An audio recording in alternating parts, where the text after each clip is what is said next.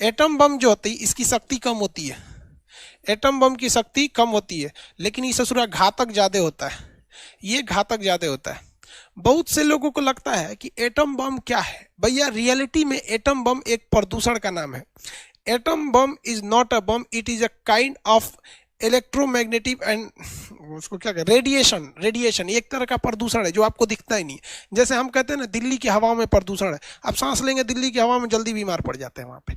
तो atom bomb एक तरह का प्रदूषण है। होता क्या है कि जब आप किसी एरिया में परमाणु बम फेंकते हैं, किसी भी एरिया में, जैसे मान के चलिए ये एक बोर्ड है, इस एरिया में यहाँ पे एटम बम पटक दिया गया, तो हो सकता है ये 2-4 किलोमीटर की एरिया डिस्टर्ब हो जाए, ये 10 किलोमीटर की एरिया को डिस्टर्ब कर सकता है। 10 किलोमीटर भी नहीं करता है सचरा, 5 किलोमीटर, ज्यादा दूर डिस्टर्ब नहीं करता है, 5 किलोमीटर की एरिया को डिस्टर्ब कर देता है फर्स्ट डे। अब यहां से इसकी मेन तबाही नहीं चालू होती है। एटम बम जब मारा जाता है तो मरने का असली सिलसिला चालू होता है दूसरा या तीसरा चौथा 5वां दिन से चालू होता है। कैसे? देखिए, जब ये एटम बम को फेंकिएगा तो इसमें से रेडिएशन निकलता है। क्या निकलता है? रेडिएशन। अब ये रेडिएशन कई टाइप के होते हैं, ये कई टाइप के रेडिएशन निकलते हैं इसमें। इस रेडिएशन में सबसे खतरनाक होता है आपका कौन सा किरण? Gamma rays. क्या होता है? Gamma rays. Gamma rays, gamma rays इतनी खतरनाक होती है कि किसी भी चीज को जला देती है। और इस गामा रेज के पीछे आ रही होती है, जस्ट इसके पीछे निकली रही होती है आपकी एक्स रे। ये एक्स रे निकलती है, इसके पीछे से क्या निकलती है? X ray. तो एक गामा रेज हो गया, एक एक्स रे निकल गया, एक्सरे हो जाता है। ये इतना ज्यादा हीट कर दे, देखिए ये किसी भी चीज को छेद देती है। ये क्या करती है? छेद देती है। ये दोनों किरण क्या करती है? छेद देती है। इसके पीछे आ रहा होता है शॉक वेव।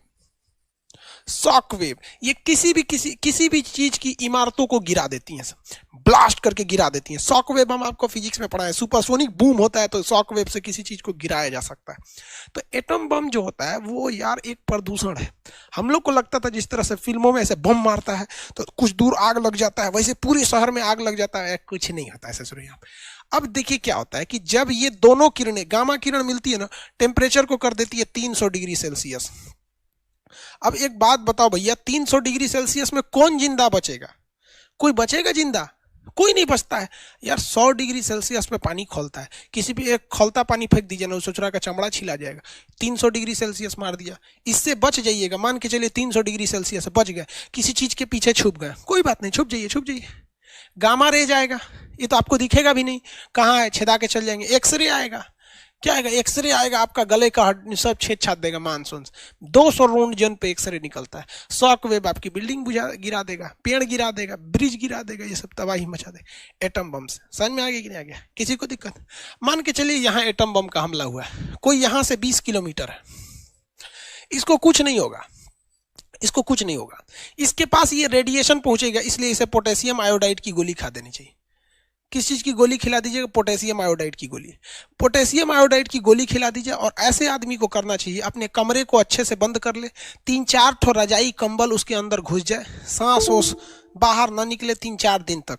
क्योंकि जहां भी एटॉमिक रिएक्टर में ब्लास्ट या कुछ भी ऐसी घटना होती है, रेस्क्यू टीम आती है पूरी तरह से पीपीई किट टाइप का पहन कर, वो आपको बचाने आएगी। किसी भी खाने पीने चीज को मत खाइए, क्योंकि अगर ये एटम बम फटता है तो आप समझिए 100 किलोमीटर 30-40 किलोमीटर के एरिया में खाने की चीजें रेडिएशन का शिकार हो जाती हैं। खाएंगे तो मर जाएंगे, क्योंकि उसमें ये सारे रेडिएशन चले गए रहते हैं। जानवर, मीट, मांस, जंगल, पेड़ पौधे, हर एक चीज रेडिएटेड हो जाती है।